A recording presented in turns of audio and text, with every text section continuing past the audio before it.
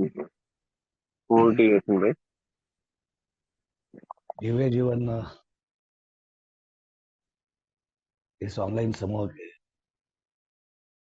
सभी मेरे परिवारजनों को नमस्कार। मेरा नाम अश्विन है और मैं एक शरण यहाँ पर आज उपस्थित मेरे ज्येष्ठ सभासद सर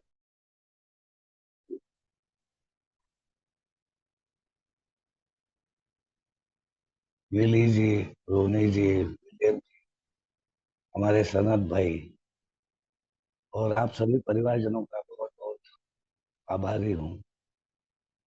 मेरा परिवार जो है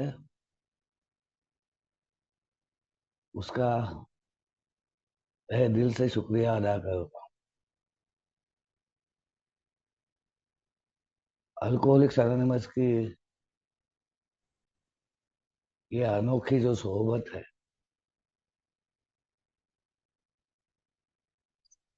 इसके प्रति बहुत आभारी हूँ, जिसने वापस जीने का एक मकसद मुझे दिया।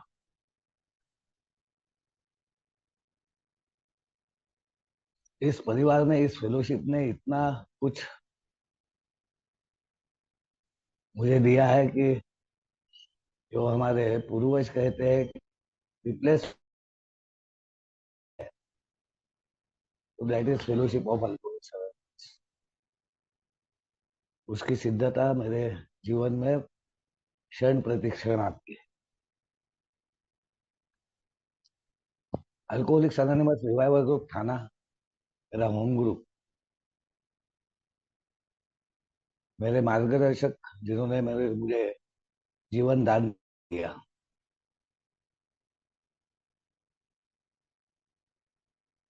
अल्कोहलिक्स एनोनिमस की ये समूची धरोहर जिसके वजह से आज पूरी के साथ में इस बात को कह सकता हूँ कि ये यही सब ईश्वर की एक योजना के तहत एक व्यवस्था के रूप में मेरे जीवन में 28 अप्रैल 2008 से इसकी शुरुआत हुई। उसी के वजह से आज मैं शराब के उस जानलेवा जहरीले से एक दिन के आधार पर बड़ी प्रसन्नता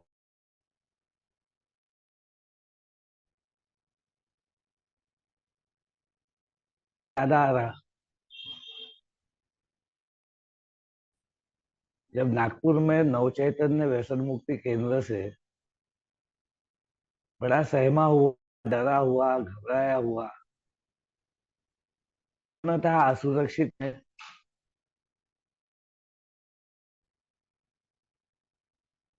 मैं जो काफी बड़ा हो गया था वो मुझे लेने आया था।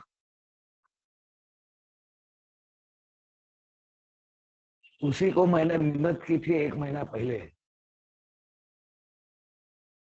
सवेरे सवेरे मैं बहुत हो गया था। बार बार बार बार बार बार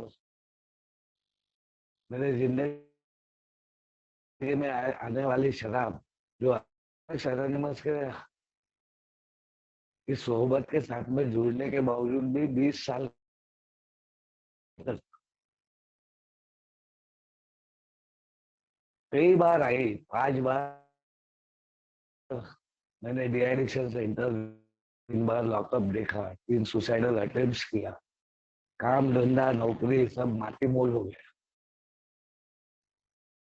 परिवार बहुत संभल गया, खास करके मेरी लड़की जो आज दुबई में है, जिसके जो 2 जुड़वा बेटे हैं जो आज करीबन 13 साल से ऊपर के हो हो गए हैं। वो बहुत जल्दी शहानी बन गई। उसने अपनी माँ को, अपने भाई को बड़े बड़े शिद्दत से उनको संभाल लिया।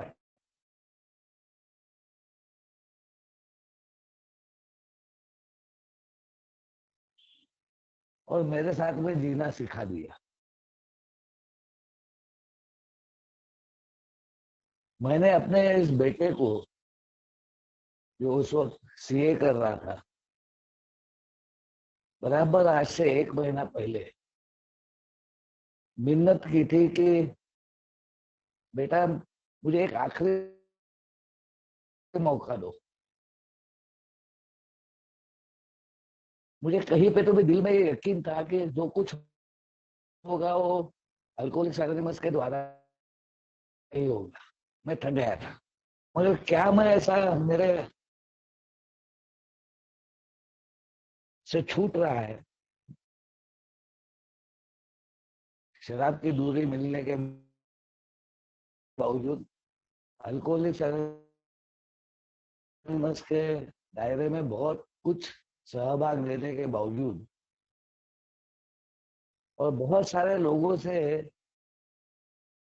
गहरे संबंध बनने के बावजूद मैं अपने आप से कुछ वो गहरा संबंध क्यों बना नहीं पा रहा हूँ। मैं अपने आप को गहराई से क्यों जान नहीं पा रहा हूँ। आज भी गहराई में जाने में मुझे डर क्यों है। आज भी अपने सत्य को उजागर करते वक्त मैं घबराया हुआ क्यों। ये बातें मुझे खा रही। मैं बहुत बेचैन था। तो मैंने मिन्नत कि एक आखिरी मौका मुझे दो। तो बोले बाबा क्या करना है। मैं बोला मुझे एक बार एडमिट करो। अल्कोहलिक्स एनोनिमस की सोहबत होने के बावजूद भी और पूरी जानकारी मेरे में होने के बावजूद भी मैं one day at A time, जब मेरा स्प्री चालू हो जाता था तो मैं शराब से दूर हो जाता था, मगर अल्कोहलिक्स एनोनिमस के सोहबत में आने की हिम्मत या यहाँ पर आकर अपने अनुभवों को कथन करने का वो भाग, उसके बारे में मैं बहुत घबराता था, डरता था। लोग क्या बोलेंगे, क्या समझेंगे, इतना सब कुछ। ये हर हमेशा बड़ी बड़ी बातें करता था। आज फिर ये उसी आत्मग्लानि आत्मकरुणा से घिर गया है, पश्चाताप में है, अकेले पद में पूर्णता लिप्त है। और इसलिए मुझे मेडिकल साइंस की हेल्प लेना ही पड़ता था। उसने कहा हाँ ठीक है ना बाबा, चलिए। और वो तैयार हो गया। मेरे समान शराबी के मन में वो मर जाएगा, मगर शराब पीने का ख्याल उसके जहन में आसानी से जाता नहीं है।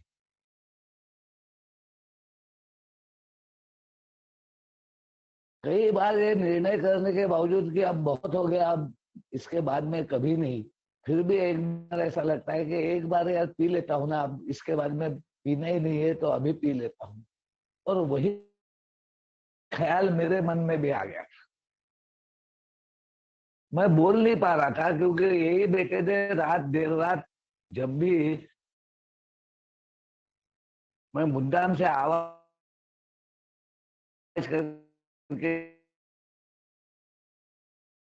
करता था ताकि कोई तो भी समझे, उठे, मुझे जाना ना पड़े, मेरी व्यवस्था हो जाए। क्योंकि ऐसे वक्त में मेरे पास में शराब खरीदने के पैसे भी नहीं रहते थे और हिम्मत भी नहीं रहती थी कि रात को 2-2:30 बजे जाके मैं शराब खरीद के लाऊं।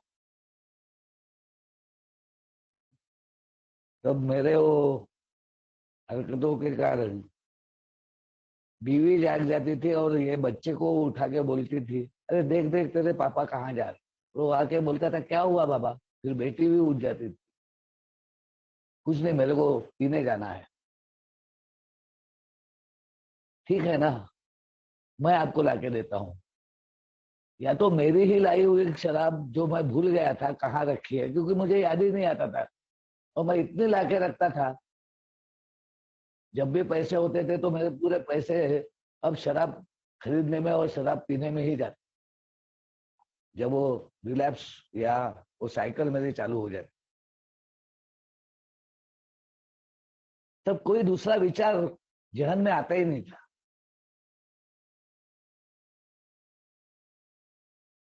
और ऐसे ही इसमें कहीं ना इधर डाल के रख, उधर डाल के रख, छत पे रख, बाथरूम में छुपा के रख, कपड़ों के नीचे रख, गोनियों के पीछे रख।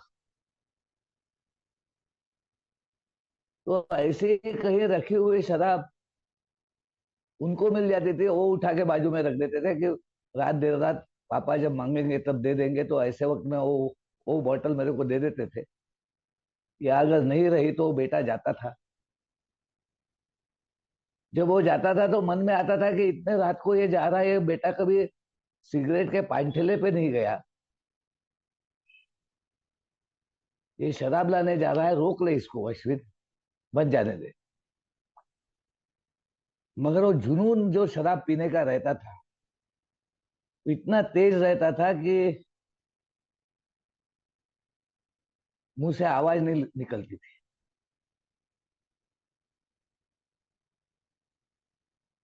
और जब जाता था तो मैं घर के अंदर में इधर से उधर चक्कर मारते रहता था।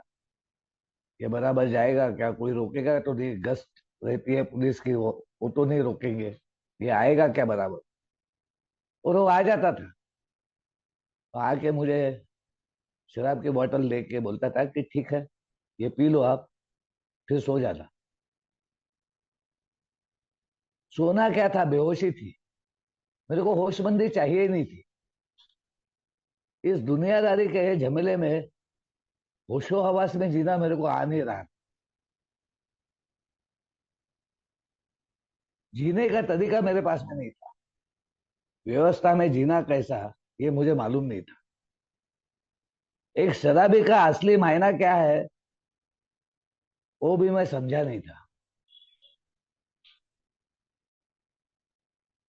अगर मैं अल्कोहलिक्स एनोनिमस में दाखला लेने के बाद, दाखला, एडमिशन, जो मैं समझता हूं मैंने ले लिया है,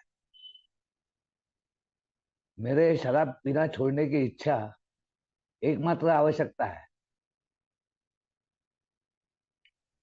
तो मुझे ऐसा प्रतीत होता था कि मैंने वो आवश्यकताएं पूरी कर दी है जो अल्कोहलिक्स एनोनिमस का सदस्य बनने के लिए चाहिए, इस व्यवस्था का लाभ लेने के लिए चाहिए।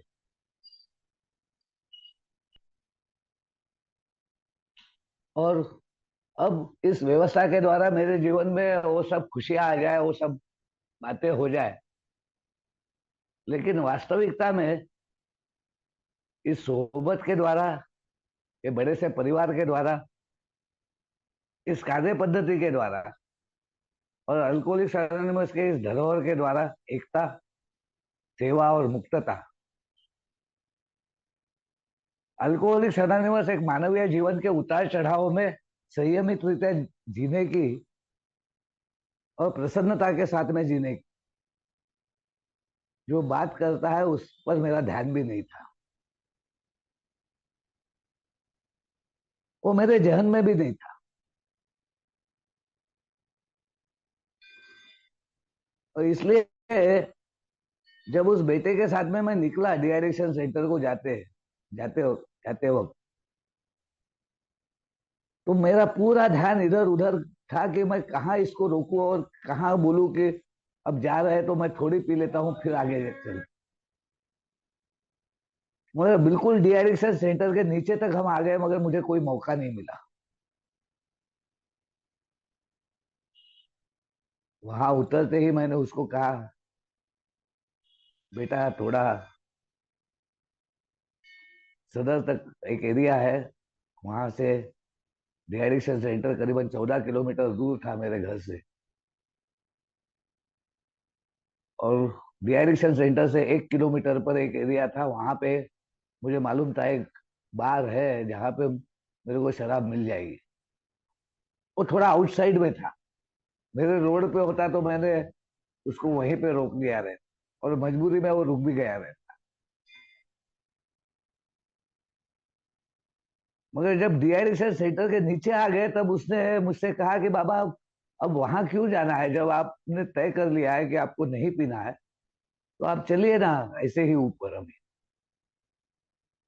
और पहली बार मैंने किसी की बात को, शराब और मेरे बीच में, पहली बार मैंने अपने परिवार के किसी, वो थर्ड पार्टी इंटरवेंशन जो बोलते हैं ना, वो वहां से शुरू हुआ एक्चुअल में, वास्तविकता में। और मैं, मन मार के बोलो या कुछ भी बोलो, उस व्यसन मुक्ति केंद्र में चले गया जहां से मैं 28 अप्रैल 2008 को बाहर आया।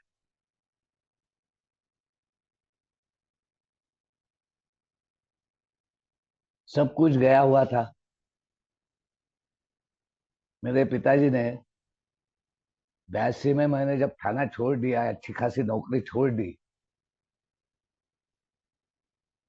क्योंकि जुए की आदत थी।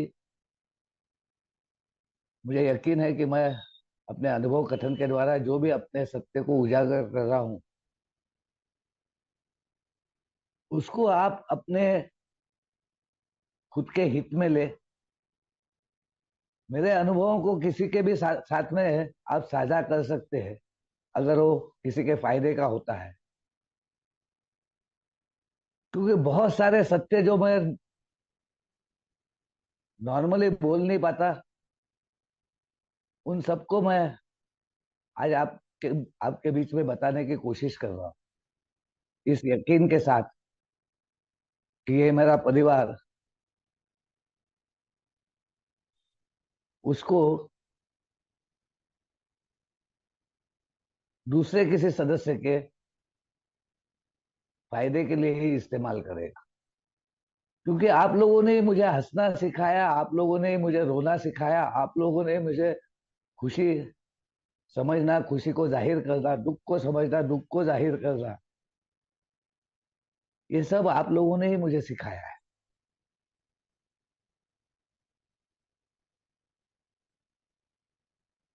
28 अप्रैल 2008 में मेरी अवस्था ऐसी थी कि वो अच्छा खासा बिजनेस, मेरा एजुकेशन फार्मेसी का, बिजनेस इलेक्ट्रॉनिक्स का, काफी नाम था पिताजी का। वो पायोनियर थे इलेक्ट्रॉनिक्स के विदर्भ में।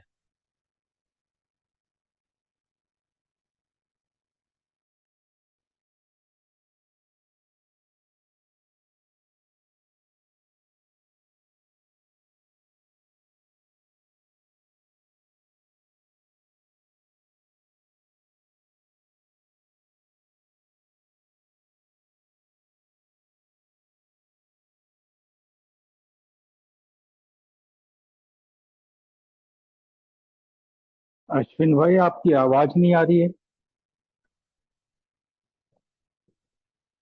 अश्विन भाई चले गए क्या? अश्विन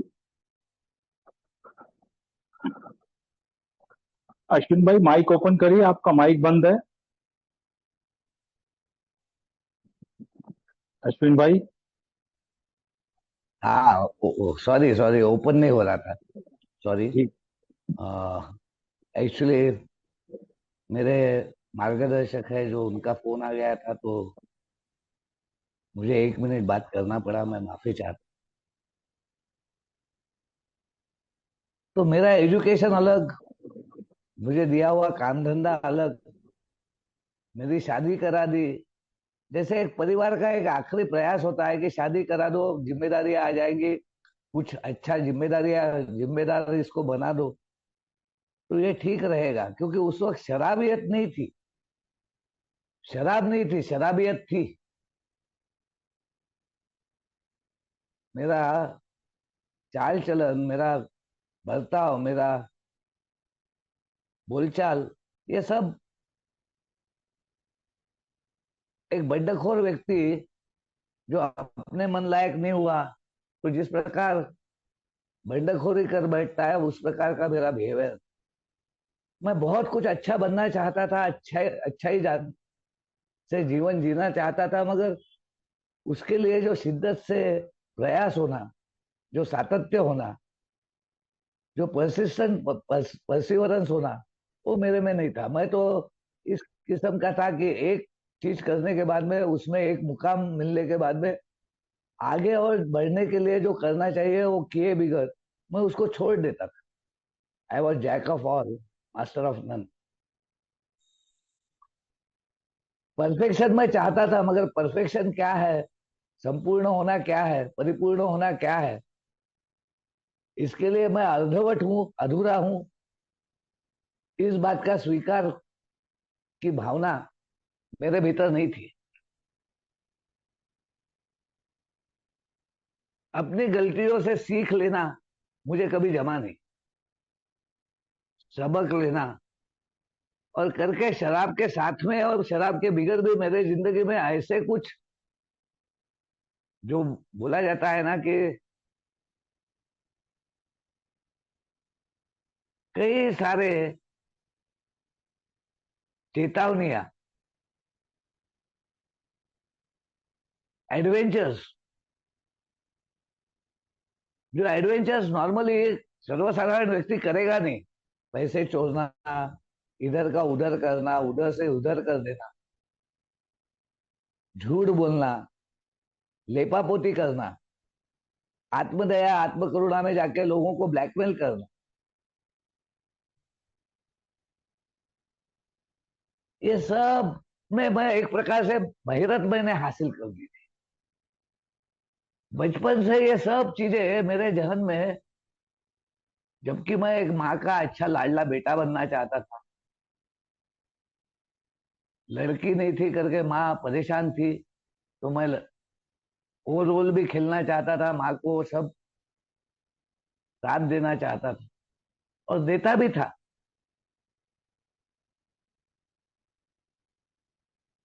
होशियार था, एक पार्टी, मगर ध्यान पढ़ाई लिखाई में नहीं था। कैसे तो भी धक्के खा के, कॉपी करके, रस्टिकेट होके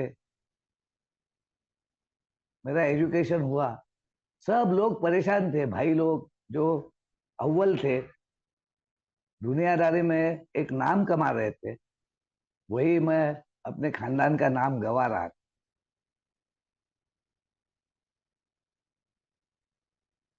कैसे तो भी मेरे को संभालते हुए, जबकि मेरे बड़े भाई लोग ये पिताजी को बोल चुके कि ये नालायक है। नालायक मीन्स इसकी लायकी नहीं है अब।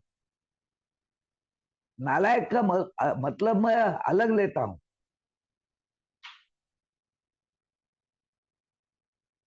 इसकी लायकी नहीं है, इसको इतना सब कुछ देने की आवश्यकता नहीं है, इसको जरा धक्के खा दे तो इसको रास्ते पे निकालो, आप बाहर निकालो घर से। मगर पिताजी जो बहुत मेहनत से, जिन्होंने एक नाम कमाया था, अपना स्थान बनाया था समाज में, एक अच्छे नागरिक करके जाने जाते थे, जो माँ के गुजर जाने के बाद में बहुत जिम्मेदारी से पूरे परिवार के लोगों की शादी, भाइयों की मेरी सब करा के अपने जिम्मेदारियों को निभाना चाहते थे। उन्होंने कहा नहीं, ये मेरा बेटा है,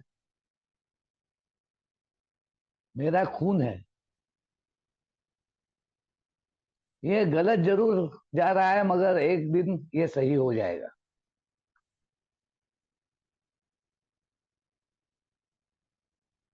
और इसलिए उन्होंने उस दौर में, जब मैंने वो नौकरी छोड़ दी, क्योंकि मैंने इतने सारे कांड कर दिए थे, चोरियां कर ली थी, अपने आंटी का पूरा सोना चोर के मैंने एक सिताफी से, यानी इतना बेमालूम मैं वो करता था कि एलिबिस तैयार करके कि मैं हूं ही नहीं हूं, मेरे ऊपर कोई उंगली भी न उठा सके।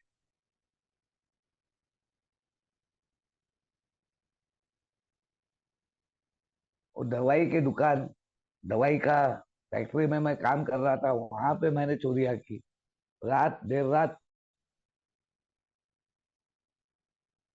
बम्बई की फैक्ट्रियों को बड़ी बड़ी दीवारें होती है, उनके ऊपर से कूद के जाना, जबकि मैं एक रिस्पॉन्सिबल एक डिपार्टमेंट का हेड था। और फिर वहां से मैंने ही बाजू में निकाल के रखी हुई, क्योंकि मेडिसिन में ऐसा है, कभी भी मैन्युफैक्चरिंग में, मैन्युफैक्चरिंग लॉस के तहत जो संभाव्य प्रोडक्शन होने को ना, उससे कम ही दिखाया जाता है, मगर प्रोडक्शन ज्यादा होता था। पूरा 100% प्रोडक्शन दिखाई नहीं सकते रॉ मटेरियल से, 95%, 94% प्रोडक्शन दिखाना पड़ता था, और होता था 98%, 99%। तो एक गोली इतनी महंगी गोली थी कि उस वक्त उसकी 82 के पहले उसकी कीमत मार्केट में 75 से 80 रुपए थी। उसका खरीदार एक मुझे मिल गया था जो 45 रुपए में खरीदता था कल्याण में। तो ऐसे मुठ्ठिया भर के और टैबलेट्स, छोटी छोटी गोलियां, क्योंकि रेड लाइट एरिया में यूज होती थी, वो मैं जेब में डाल के आ जाता था, तो उनको ले जाके दे देता था। और उसके हजारों रुपए आते थे, जो मैं क्लब में बैठ के हार जाता था। एक वक्त आ गया कि मैं आत्मग्लानि, आत्मकरुणा और पश्चाताप के इस दलदल में इस तरह घुस गया कि मुझे लगा जिंदगी बेकार है, इसमें से तू बाहर नहीं निकल सकता, इससे तो मर जाना बेहतर है, एक दिन पकड़ा जाएगा, क्योंकि वैसी परिस्थिति तैयार हो गई, इससे अच्छा तो मर जा। और मैं कल्याण के प्लेटफॉर्म पे अपने आप को मारने के लिए घूम रहा था कि एक आध local train, fast local train आए, मैं उसके सामने कूद जाता हूँ। उसमें एक गीता का एक पन्ना, जो लोग छोटे छोटे किताब लेके लोकल ट्रेन में आप उनका अध्ययन करते रहते, उसका एक पन्ना मेरे पैर के पास में आके रुक गया। मैंने वो उठाया, उस पर क्या लिखा है मुझे मालूम नहीं, आज याद नहीं, मगर उसने मेरे मरने के विचार को निकाल दिया। मैं घर गया, मेरे बारे में बहुत गुडविल था फैक्ट्री में, किसी को मालूम नहीं था कि मैं रात देर रात ड्यूटी से निकल के वहां जाके बैठता हूँ, क्योंकि वो अकेलापन, शादी नहीं हुई थी, शादी तय हो गई थी, मगर जो खेलने के लिए जाते वक्त, क्रिकेट खेलने को जाते वक्त, जो ट्रेन में 1 पैसा पॉइंट से मेरा रमी चालू हो गया था, वो 100 रुपया पॉइंट तक चले गया।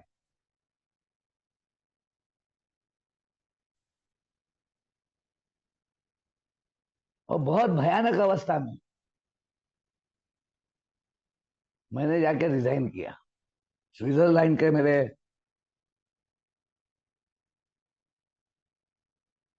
फैक्ट्री के जो मेन थे, उन्होंने मुझे करीबन आधा पौन घंटा अपने कैबिन में बिठाया, 2 बार कॉफी बुलाया। बोले क्या हो गया है भागवत जी, क्या बात है, what is wrong with you, you just tell me, I will try to overcome it. ये सब बातें मैं किसी के सामने बोल नहीं पा रहा, क्या बोलूंगा, क्या बताऊंगा। मैंने बोला कुछ नहीं सर, वो डायरेक्टर थे, I want to go back to Nagpur, I am sick and tired to be here. मेरे को कंपनी का क्वार्टर था, कंपनी की कार थी। उन्होंने बोला ठीक है, आप 1 महीने के लीव पे जाइए, मैं आपके 1 महीने की लीव सैंक्शन करता हूँ, आपकी नौकरी रहेगी, आपका प्रोविडेंट फंड, ग्रेट्युटी ग्रेट्युटी सब रहेगा, आप 1 महीने के बाद में ज्वाइन कर लेना, आप ज्वाइन करेंगे ऐसा मुझे लगता है। मगर मेरी इन आदतों को, इन बातों को अपने जहन से पूर्णतः इससे निकल के मुक्त कर पाना अपने आप को, I was defenceless, I was powerless. And I was unmanageable. उनको ठीक कर पाना मेरे मेरे मेरे मेरे लिए संभव ही नहीं था, और मैं आया ही नहीं। उसी वक्त मेरे पिताजी ने, जो मेरी शादी टूट गई थी, बड़ा प्यार था हमारा आपस में, तब मैंने मेरा पहला सुसाइडल अटेम्प्ट किया था, ए में आने के पहले का। ए में आने के बाद में मैंने 3 सुसाइडल अटेम्प्ट किए, और उस वक्त मेरे को बचाया गया। मैं 5 दिन कोमा में था, मैंने अपने वेन्स को काट लिया था, और पिताजी ने मुझे वो बिजनेस दिया था। अल्कोहलिक्स एनोनिमस में 17 फरवरी 1988 को मेरे बच्चे जब 6 साल की थी, जिसकी जिंदगी मैंने दाव पे लगा दी थी, 60 किलोमीटर, जिसको मैं लूना पे सामना खड़ा करके शाम के 6:30 बजे नागपुर से करीबन 60 किलोमीटर दूर भंडारा, जो मेरा ससुराल है, वहां से लेके निकला था, और रात के 2:30 बजे मैं नशे के हालत में धुत घर पे पहुंचा था। वो बच्ची मेरे सामने ढाल करके खड़ी थी। आज भी वो प्रसंग जब उस बच्ची के सामने याद आता है तो थर थर कांप जाता है।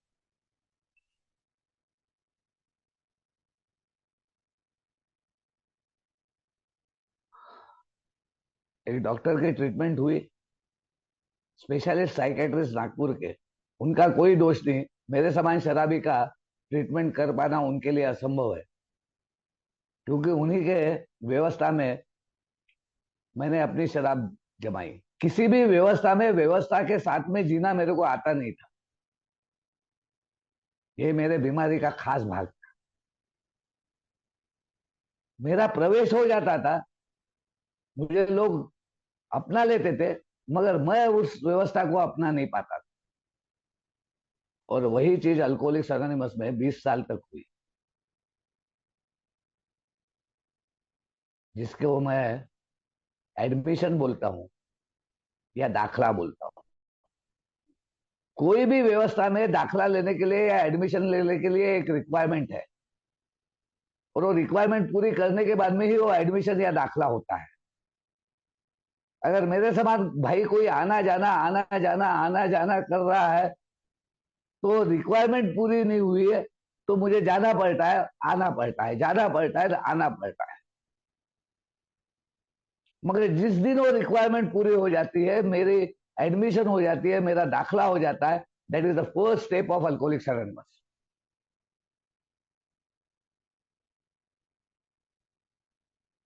I admitted that I am powerless over alcohol and my life has become unbearable.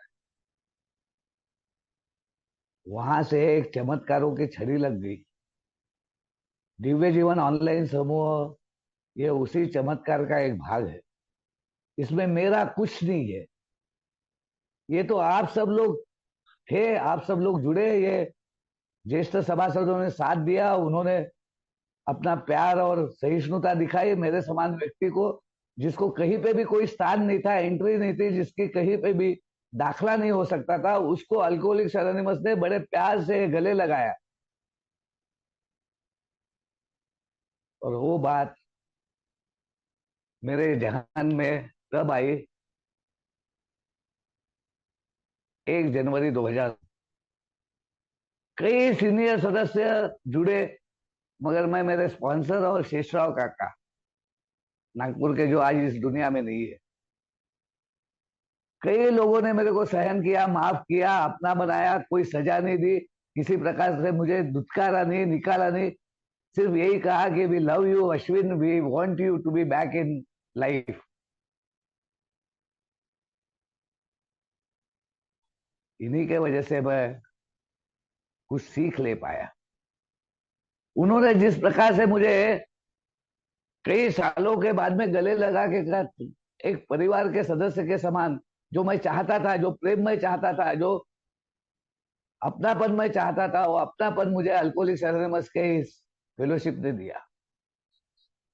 मैं बहुत रोया, मैं आंसुओं की झड़ी लग गई, पूरा शुद्ध हो गया। मेरा अंतरात्मा बहुत शुद्ध है, वो पाप करना ही नहीं चाहता, वो पाप के साथ में जीना ही नहीं चाहता, वो बुराई के साथ में जाना ही नहीं चाहता, मगर कमजोर था। और उसको ताकतवर बनाने की जो प्रणाली है, वो आप लोगों के बीच में कॉमन वेलफेयर में, सामूहिक कल्याण में, सामूहिक शक्ति के द्वारा, सामूहिक सद्विवेक के द्वारा, सामूहिक उपचार पद्धति के द्वारा ही हो सकती है, अन्यथा नहीं हो सकती। इसकी पूरी श्रद्धा मुझे तब आई जब 4 साल के सोब्राइटी के बाद में, 2 मिनट मैं ज्यादा ले रहा हूं, अगर सीपी साहब आपकी परमिशन है तो। आगे बढ़िए अश्विन भाई। जी, मुझे उसी थाने में आना पड़ा जहां पे मैंने कसम खा ली थी कि मैं कभी नहीं आऊंगा। भगवान के खेल अलग ही है। वो जानता है किसको कब कहाँ किस प्रकार लेके जाना है, उसके साथ में किस प्रकार के प्रसंग परिस्थिति का निर्माण करना है, ताकि ये संपूर्ण पराजय को स्वीकार करते हुए संपूर्ण समर्पण के साथ में इस उपाय योजना को पूर्णतः अपना ले।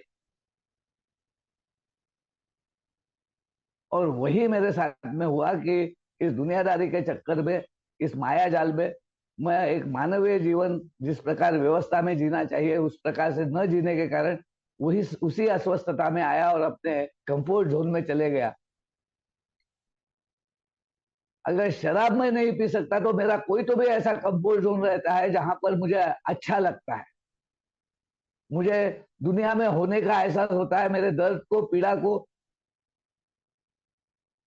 जो मैं उठा नहीं सकता, क्योंकि pain is the touchstone to recovery. No pain no gain. मैं पेन चाहता ही नहीं था मेरे जिंदगी।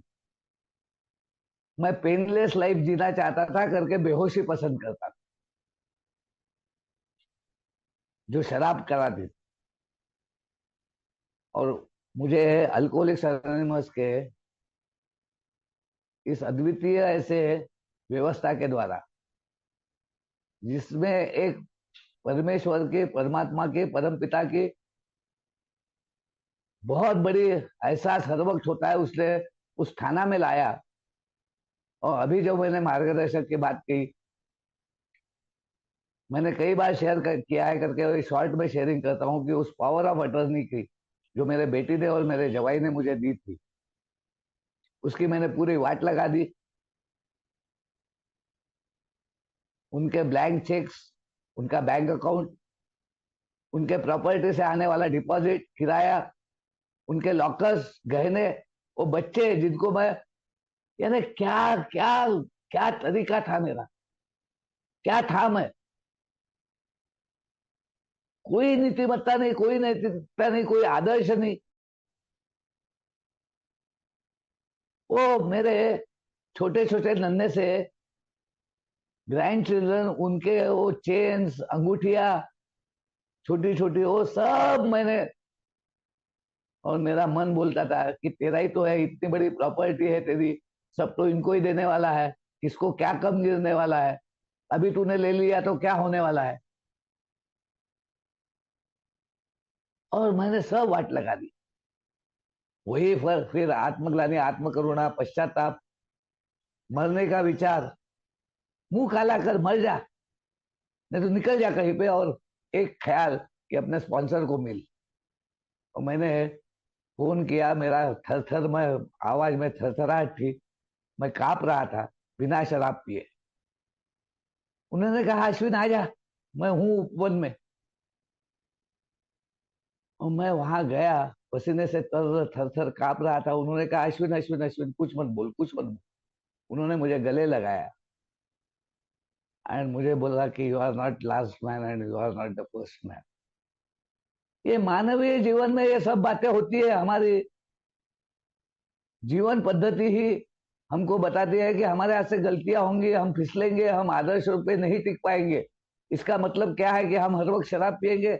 नहीं, बोले सुन, मेरे जिंदगी में 10 साल के बाद में उन्होंने अपने जिंदगी में वो अपने आदर्शों से किस प्रकार फिसले, और फिर वो पश्चाताप के भावना में उन्होंने सबक कैसे लिए, सीख कैसे ली, उनके इरादे कैसे बदले, उनकी इरादा में वो खोट कैसे निकल गई, वो सब बताते हुए उन्होंने पूछा, अश्विन आगे क्या, अब तेरा इरादा क्या है, अब तू क्या करना चाहता है।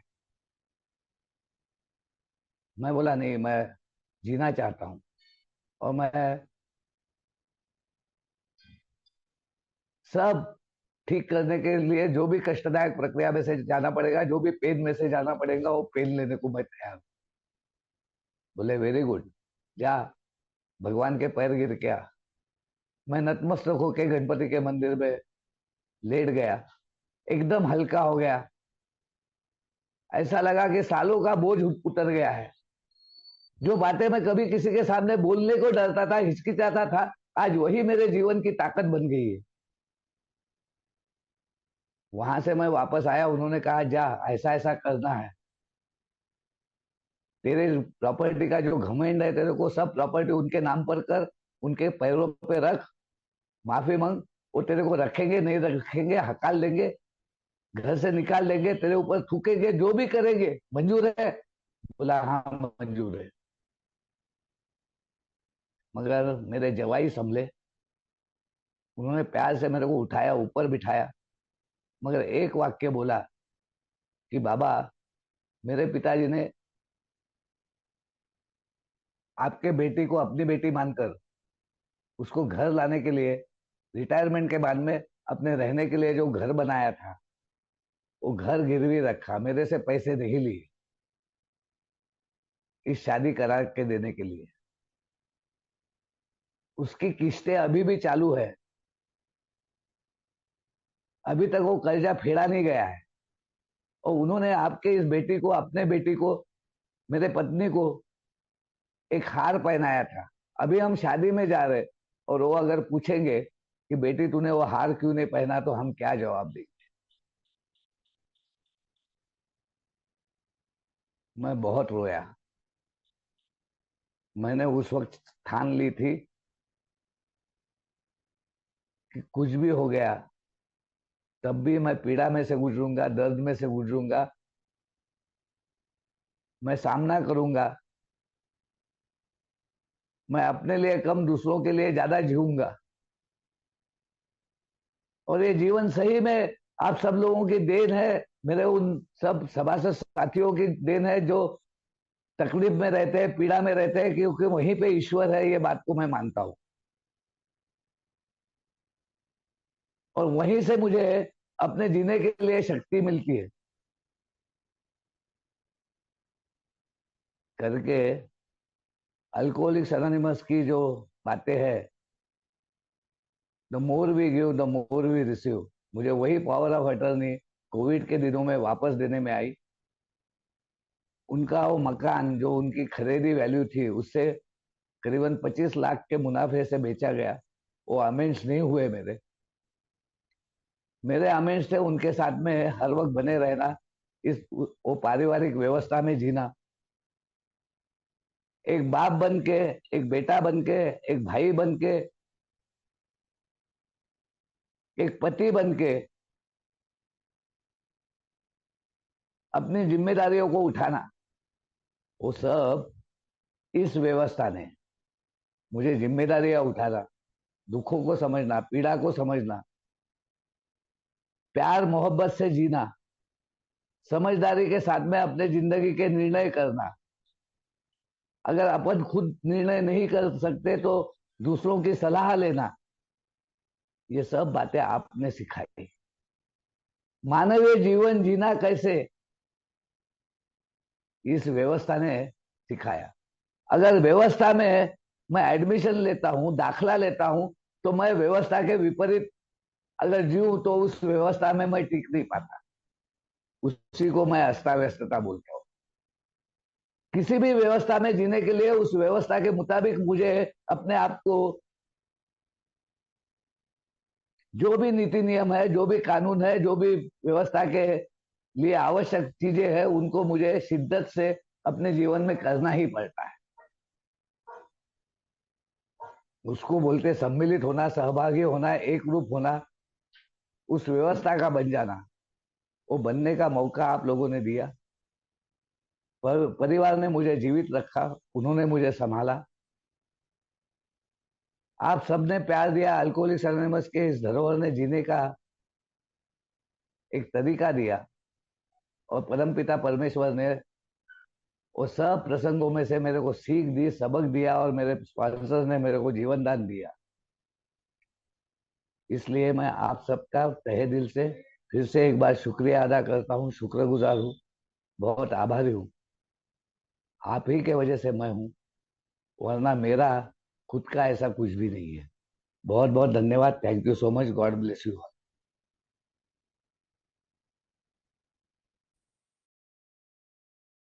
बहुत बहुत धन्यवाद अश्विन भाई। एक मिनट अश्विन भाई, मैं रिकॉर्डिंग स्टॉप कर रहा हूँ सर।